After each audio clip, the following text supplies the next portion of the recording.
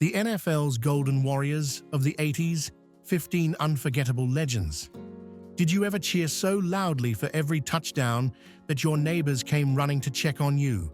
Did you collect posters, proudly wear your team jacket, or imitate Joe Montana's throws in your yard? If so, you grew up in the brutal, dramatic world of 1980s football. Before replays and fantasy leagues, we had live Sunday afternoons, raucous crowds, and determined heroes. Let's rewind the clock and relive 15 football legends of the 1980s, a time when the NFL was raw, authentic, and unforgettable. Lawrence Taylor, every quarterback's nightmare. Lawrence Taylor, or LT, was not only the greatest linebacker in history, but he also redefined the role of defense in football, playing for the New York Giants. Taylor brought a ferocious style of play, blistering speed, and overwhelming strength, making quarterbacks wary of snapping the ball. Debuting in the NFL in 1981 and winning Rookie of the Year, Taylor went on to win MVP in 1986, a rare achievement for a defensive player. He famously broke Joe Theismann's leg on a sack, a chilling and iconic moment in the 1980s NFL. Taylor didn't just disrupt offensive lines, he changed the way teams built their defenses, forcing offensive lines to always have two players to block him, and coaches had to rewrite their entire defensive strategies because he was so dangerous. Dan Marino, the legendary thrower who never won a championship. If anyone redefined the air offense in the 1980s, it was Dan Marino, quarterback of the Miami Dolphins. With a powerful arm, super fast ball handling ability, and sharp offensive thinking, Marino set a series of passing records that would not be broken for decades. In the 1984 season, only the second year of his career, Marino threw for 584 yards and 48 touchdowns, numbers that were all the rage. He led the Dolphins to Super Bowl '99, but could not surpass Joe Montana and the 49ers. Although he never won a Super Bowl, Marino is still considered one of the greatest QBs in NFL history because he did what no one else did at that time: turn every pass into a real threat. Marino doesn't run much, isn't a dual threat type, but just standing still in the pocket, he can tear apart any defense with inch-perfect throws. Reggie White. Reggie White was not only one of the greatest defensive players in NFL history, he was also a nightmare for every quarterback in the 1980s. With his massive size, 6'4", 280 pounds, and overwhelming strength, White redefined the defensive end position. His professional career began in the USFL, but when he joined the Philadelphia Eagles in 1985, he quickly became a mainstay of the defense. From 1986 to 1991, Reggie White averaged more than 15 sacks per season, an incredible feat. Reggie was called the Minister of Defense, not only because of his overwhelming skills on the field, but also because he was actually an ordained minister. He brought a unique blend of faith, morality, and fierceness to the game that fans admired and opponents feared. After leaving the Eagles, he continued his successful career with the Green Bay Packers, winning Super Bowl XXIII and cementing his legendary legacy. He was inducted into the Pro Football Hall of Fame in 2006 and is considered one of the greatest defensive icons of the 1980s and all of NFL history. Walter Payton, sweet in every step. If you were lucky enough to watch football in the 1970s and 80s, you'll remember sweetness. Walter Payton was not only one of the greatest running backs in NFL history, but he also symbolized the indomitable spirit of the Chicago Bears. In the 1980s, he was the heart and soul of the game, known for his extraordinary running style and never-say-die attitude. Payton wasn't the biggest guy on the field, but he played with a determination that left defenders in awe. And even when the Bears struggled in their early years, Walter kept showing up, tougher, faster, and more graceful than ever. When the 1985 Bears became legends, Walter was their soul. He didn't score in that Super Bowl, but to the fans who had watched him from day one, it didn't matter. His legacy wasn't built in a single game. It was built in every stiff arm, every step back, every extra yard he ran when the game seemed over. And when he left us too soon in 1999, the football world lost more than just a player. We lost a part of our childhood, our Sundays, our heroes. John Elway. When it comes to iconic NFL quarterbacks of the 1980s, John Elway is a name that cannot be missed. With his powerful arm, accurate throws, and incredible tenacity, Elway was not only the brightest star of the Denver Broncos, but also a symbol of the never-give-up spirit.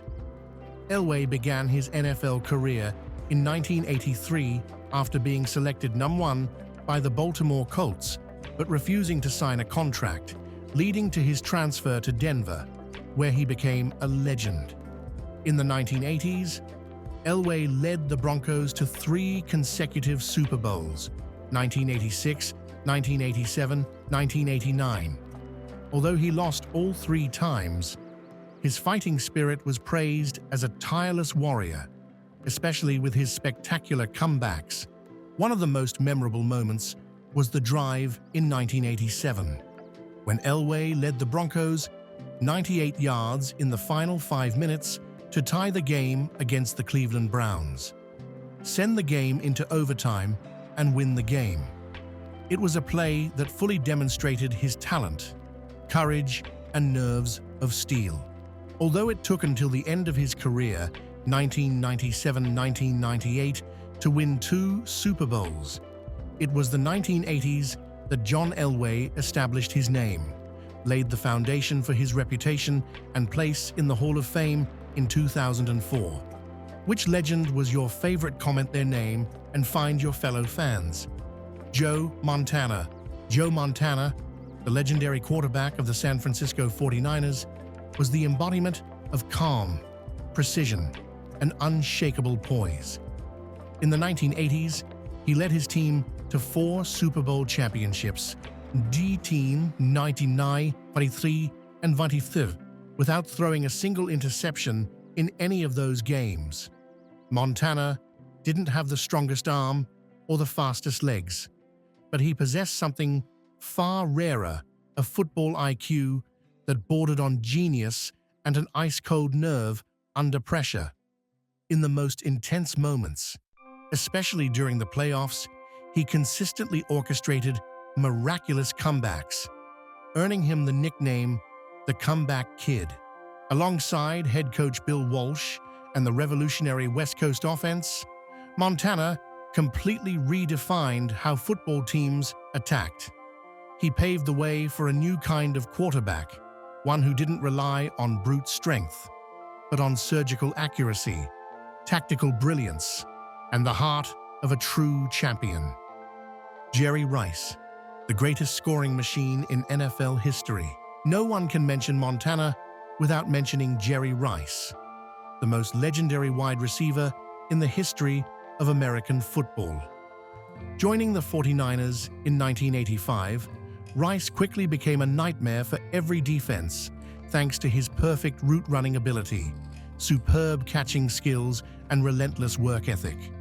Rice holds the NFL records for receiving yards, 22,895, catches 1,549, and receiving touchdowns, 197, all of which have not been broken to this day. In the 1980s, Rice and Montana formed an unstoppable duo, coordinating as if reading each other's minds. They turned every play into a simple, effective, beautiful, and deadly performance. Not only was Rice fast, but he also had the ability to cut off runs extremely sharply, helping him always find space at the decisive moment. Mike Singletary was not tall by linebacker standards, but his spirit, intelligence, and determination far exceeded any physical limitations. As the centerpiece of the legendary Chicago Bears defense in the 1980s, Singletary was a symbol of focus, responsibility, and iron discipline. Playing his entire career with the Bears, 1981-1992, he was the spiritual leader of the 46 defense, a revolutionary defensive tactic that took the team to the top. In the 1985 season, the Bears allowed only 198 points in 16 games, winning Super Bowl XX, and Singletary was an irreplaceable pillar.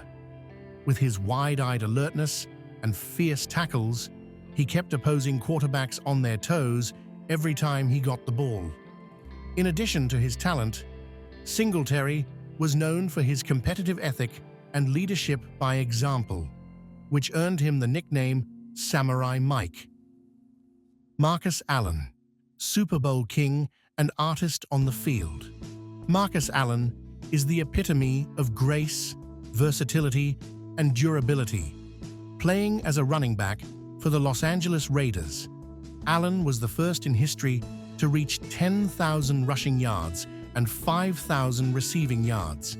His greatest moment came in Super Bowl XXXVIII, when he scored a 74-yard touchdown, a beautiful zigzag run through the Washington defense like a ballet dancer. The play not only led the Raiders to the championship, but also etched Allen's name into Super Bowl lore, where he also won MVP honors. Marcus Allen's ability to combine power and grace made him one of the most versatile RBs to ever play the game, and an exemplary figure both on and off the field. Ronnie Lott, the steel heart of the 49ers defense. If Joe Montana is the brain, Jerry Rice is the hand, then Ronnie Lott is the steel heart of the San Francisco 49ers. Playing at safety, Lott is the embodiment of warrior spirit and sacrifice for the team. He is famous for his fierce tackles, making any receiver think twice before rushing into the end zone. But what makes fans admire the most is his indomitable spirit. Lott once accepted to cut off part of his finger to avoid having to sit out the game, just to be able to play with his teammates. Lott won 4 Super Bowls with the 49ers and became one of the most feared defensive players in history, but also an inspirational leader, always ready to shed blood for the flag. Press 1 if you wish you could see them play just one more time. Steve Largent, the Golden Hand catcher. Steve Largent did not have super speed, nor did he have a giant physique, but he was one of the greatest wide receivers of the 80s. In the Seattle Seahawks, Largent became a symbol of tenacity, intelligence, and outstanding technique. He finished his career with 100 touchdowns, an extraordinary number at that time, with perfect route runs and hands that almost never dropped the ball. Largent not only broke the yardage and receptions records, but also redefined professionalism and passion in the game. Largent was not flashy, not noisy, but each catch was a lesson in precision and skill, and he inspired the next generation of receivers. Howie Long, the Raiders' iron face. In a time when the Los Angeles Raiders were a force to be reckoned with, Howie Long was the heart of the defense, cool, steady, and extremely dangerous. He was more than just a defensive player. He was the fear of every opposing quarterback. With his muscular build, piercing gaze, and warrior spirit, Long dominated the defense with his powerful and technical pass rushes. He helped the Raiders win Super Bowl XVIII and was an integral part of a team that the entire league feared. Long was not only strong, but also very intelligent in reading situations, making him a nightmare for any offensive tackle. He later became a famous football commentator, but to fans of the 80s, Howie Long will always be the cool, effective, and powerful stopper of the Raiders' defense. Eric Dickerson, the one who tore apart every defense. Eric Dickerson was the Blue Tornado in the Los Angeles Rams lineup. He walked onto the field as if he was born to run, light, graceful, yet powerful. His signature goggles and graceful running style were reminiscent of a ballerina on the field, except he tore through defenses. In 1984, Dickerson set an NFL record of 2,105 yards in a season, a legendary mark that still stands today. He had the ability to break a tackle with just a slight turn, and once he got past a defense, no one could catch up. Although he only played a few years at his peak, Dickerson's every game was a display of speed and power, making him an irreplaceable icon of the 80s. Jim Kelly, the leader of the K-Gun offense. Before leading the Buffalo Bills to 4 consecutive Super Bowls in the early 1990s, Jim Kelly had already begun to reach his peak in the late 1980s. A smart, versatile, and risk-averse quarterback, Kelly was the perfect controller of the fast-paced style of play. He put the K-Gun offense into history, turning Buffalo into one of the most dangerous offenses in the league. Although he never won the Lombardi Trophy, Kelly remains one of the greatest quarterbacks never to have won a championship, but is still revered as a true champion. Randy White, Dallas's legendary The Manster. During the 1980s, Randy White was the name that made every offensive line wary. Nicknamed The Manster, half man, half beast, he was the heart of the Dallas Cowboys defense, playing with passion and iron discipline.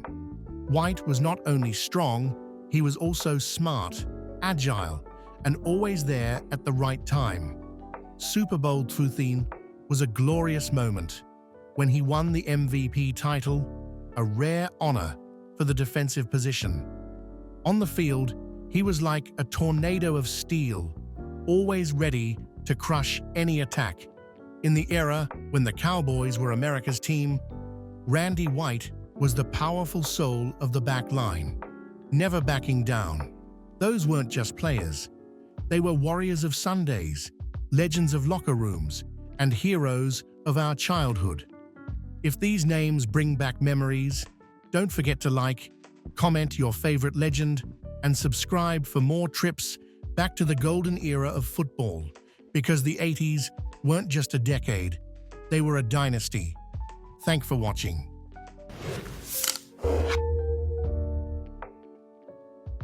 Growing up in the 1970s, 20 most unbelievable forgotten restaurants that we want back. Gone but not forgotten. Remember those mall food courts, filled with the smells of pizza, popcorn, and fresh cookies? What happened to the restaurants that made our mall trips special? Join us as we revisit 20 iconic mall eateries that vanished over time. From juicy roast beef sandwiches to candy-coated popcorn, these spots left a lasting impression. Don't forget to subscribe for more nostalgia. Caramel corn. Let's go all the way back to the 1920s in Wyoming, where caramel corn first introduced its unique candy-coated popcorn, a sweet, crunchy treat unlike any other. Fast forward to the 1980s, and caramel corn had become a fixture in malls nationwide, with over 200 stores selling that delicious popcorn that was hard to resist. Then came 1986, when Dairy Queen acquired the brand, merging many locations into Dairy Queen treat centers by 1987. Over time, as mall traffic declined and store leases expired, Dairy Queen found it harder to invest in caramel corn. By 2019, only a handful of stores remained, and when those last few closed, it marked the end of a beloved sweet snack that once was a mall staple. Orange Julius. Orange Julius is famous for its signature frothy, creamy orange drink, a refreshing treat that started in California in 1926. In the early years, sales were slow, but a new recipe developed in 1929 transformed the drink into a creamy sensation, instantly boosting popularity. By the 1960s, Orange Julius had expanded to more than 400 locations, including franchises, and even earned the title of official drink at the 1964 New York World's Fair. Over the years, the company changed hands several times and merged with Dairy Queen in 1987 under Warren Buffett's Berkshire Hathaway umbrella. While standalone Orange Julius stores have mostly vanished, you can still find their classic drinks served inside many Dairy Queen locations today, continuing the legacy of a once iconic mall beverage. Arthur Treacher's Fish and Chips. Arthur Treacher's Fish and Chips brought a taste of Britain to America, famous for crispy fried fish and golden chips. Named after the British actor Arthur Treacher, who lent charm and credibility as the brand's spokesperson. This chain was a favorite casual dining spot for families and friends alike. At its height, Arthur Treacher's boasted over 800 locations across the US, offering a uniquely British fast food experience. But by the late 1970s, increased competition and market changes forced the company into bankruptcy. While most locations have closed, a few still operate today, serving as nostalgic reminders of a once thriving chain that introduced many Americans to traditional British fish and chips. Do you have any fond memories or favorite dishes from these restaurants? We'd love to hear your stories, share them with us. Roy Rogers Phil. Hey, what did you get? Oh man, Roy Rogers, Big Chicken Club. That familiar jingle brings back memories of Roy Rogers restaurants, a fast food chain famous for roast beef and fried chicken sandwiches, best enjoyed with an ice-cold Coke. Though named after the cowboy star Roy Rogers, who promoted the brand, he never owned it. The chain became especially popular in the Northeast and Mid-Atlantic US after Marriott bought Roby's House of Beef and rebranded it as Roy Rogers. At its peak, there were over 600 locations, but in 1990, Roy Rogers was sold to Hardee's parent company. Despite efforts to revive it, sales dropped, and most stores became Hardee's. By the mid-90s, the rest were sold to Wendy's, McDonald's, and Boston Market. While Roy Rogers restaurants are rare today, many remember its tasty sandwiches and friendly vibe fondly. Furr's Cafeteria. Furr's Cafeteria, founded in 1946 in Hobbs, New Mexico, was a beloved all-you-can-eat chain known for home-style cooking and a buffet that satisfied even the biggest appetites. Roy Furr created a family-friendly spot where customers could pay one price and eat as much as they wanted. In 1980, Kmart bought Furr's, but it changed hands again in 1988. New owners tried restructuring, closing some locations and downsizing staff to stay afloat in a tough market. Despite these efforts, struggles continued, and in April 2021, Furr's filed for bankruptcy and closed all locations, ending an era for fans of hearty, buffet-style dining. If you enjoyed the content above, drop a #1 comment below, and don't forget to like, subscribe, and turn on notifications so you never miss our videos. Showbiz Pizza Place. Tell me why pizza is so good. That catchy tune reminds us of Showbiz Pizza Place, a fun family spot that rivaled Chuck E. Cheese. Founded in 1980 by Robert L. Brock, Showbiz combined pizza with arcade games and animatronic shows that entertained kids and adults alike. The competition with Chuck E. Cheese was fierce until 1984, when Chuck E. Cheese filed for bankruptcy. Brock's company bought Chuck E. Cheese and merged the two under Showbiz Pizza Time Incorporated. Eventually, all Showbiz locations were rebranded as Chuck E. Cheese, closing the chapter on the Showbiz name. Farrell's Ice Cream Parlor. You always have a party at Farrell's. That catchy slogan perfectly sums up the fun and festive vibe of Farrell's Ice Cream Parlor. Founded in 1963 in Portland, Oregon by Bob Farrell, the chain was known for its colorful themes, tempting ice cream flavors, and lively piano music that made every visit feel special. At its peak in 1975, Farrell's had 175 locations, mostly in bustling shopping malls. Marriott bought the brand in 1972, but sales began to decline in the 1980s, after changing hands several times. Most Farrell's locations closed, with the last one in Portland shutting its doors in 2001, marking the end of an era for this beloved ice cream destination. Harvest House Cafeteria. Step into a busy mall from decades ago, and you might have found Harvest House Cafeteria a favorite spot known for its affordable home-style meals served in a spacious, welcoming cafeteria, often located inside Woolworth stores and malls. Harvest House was a pioneer in mall dining, offering specials for just over $1, making it a go-to for families and shoppers alike. But as food courts with a wider variety of options grew popular in the 1990s, Harvest House struggled to keep up. Eventually, it faded away, though those who enjoyed its tasty, budget-friendly meals still remember it fondly. York Steakhouse. Well, York has lots of them.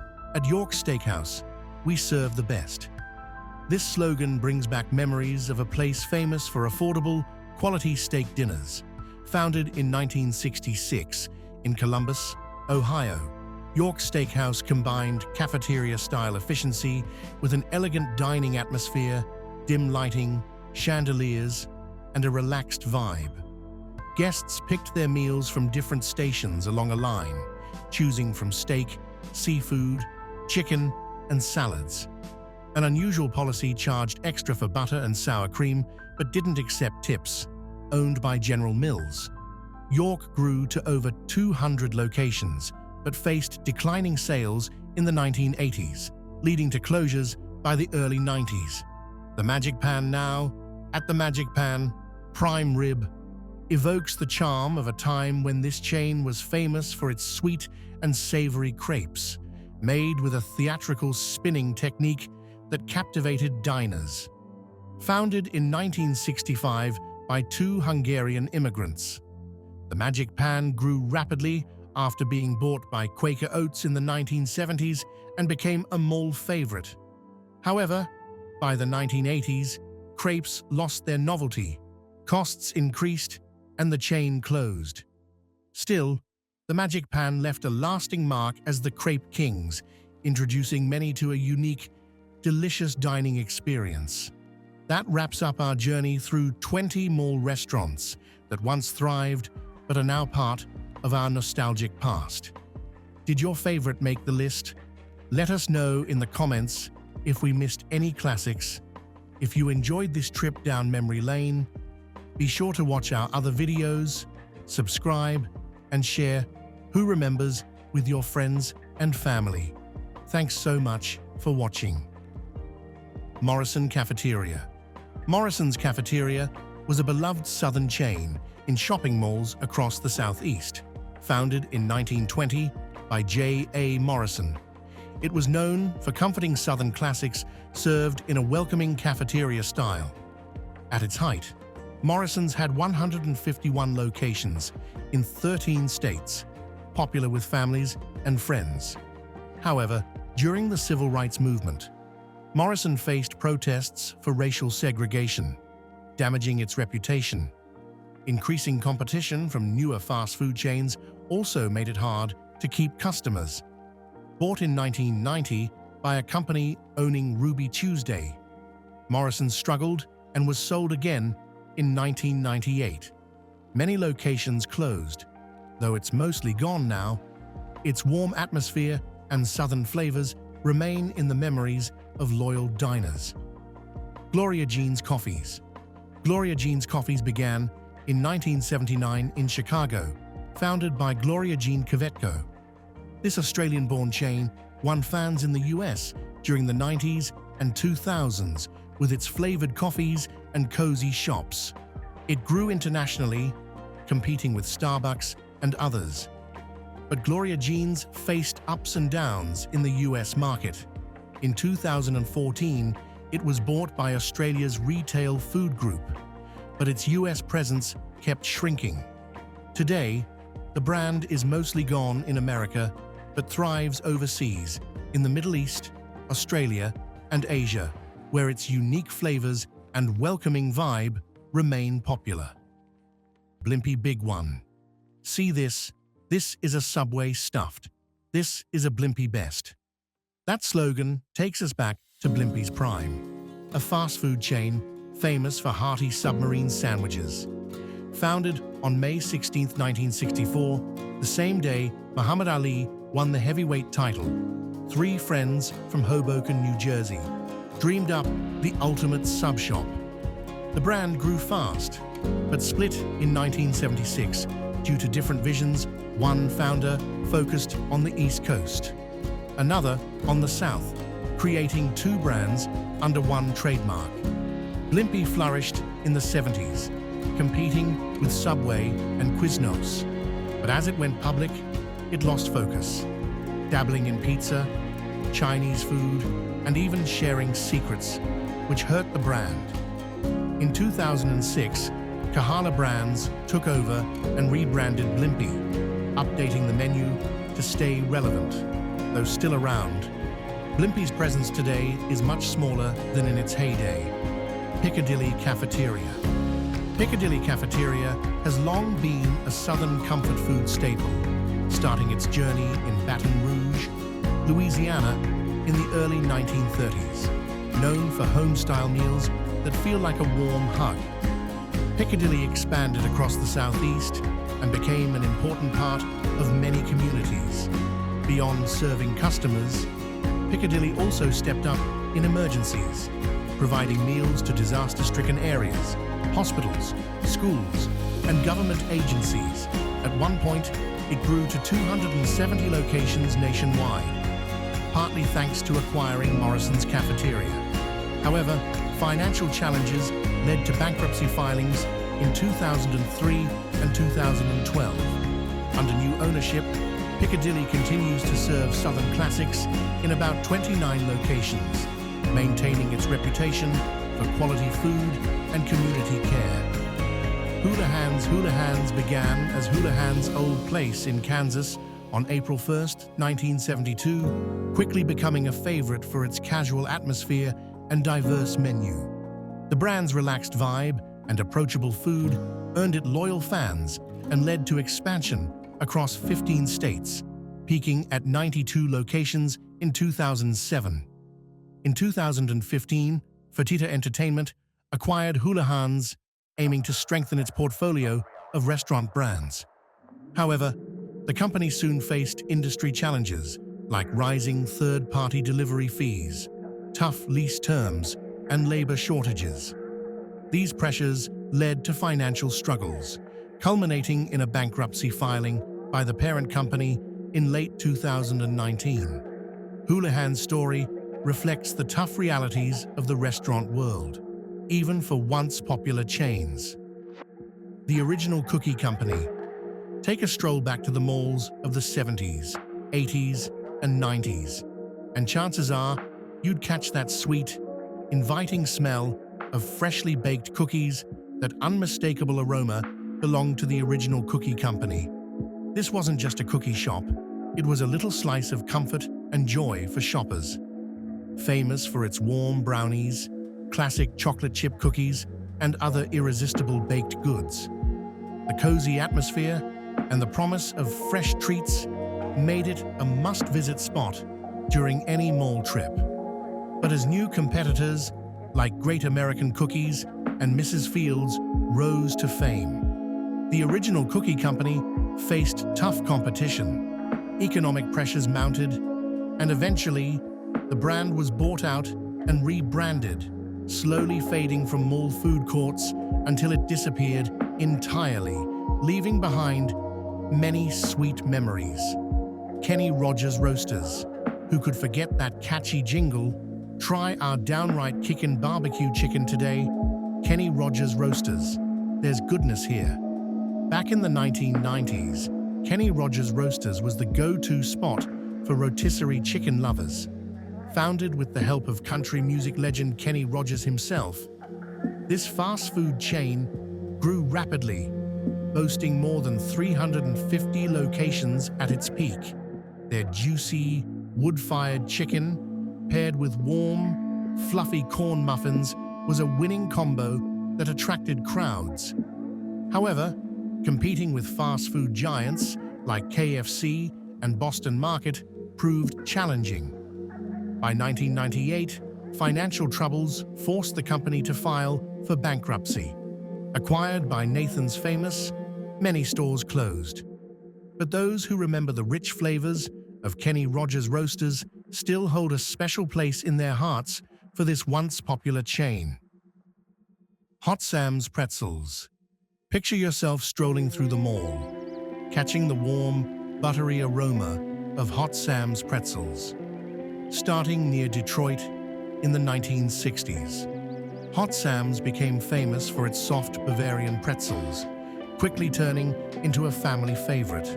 At its height, the chain boasted over 175 locations. However, after being sold to Mrs. Fields in 2005, Hot Sam's gradually faded away. Debuting in the NFL in 1981 and winning Rookie of the Year, Taylor went on to win MVP in 1986, a rare achievement. He famously broke Joe Theismann's leg on a sack, a chilling and iconic moment in the 1980s NFL. Taylor didn't just disrupt offensive lines, he changed the way teams built their defenses, forcing offensive lines to always have two players to block him, and coaches had to rewrite their entire defensive strategies because he was so dangerous.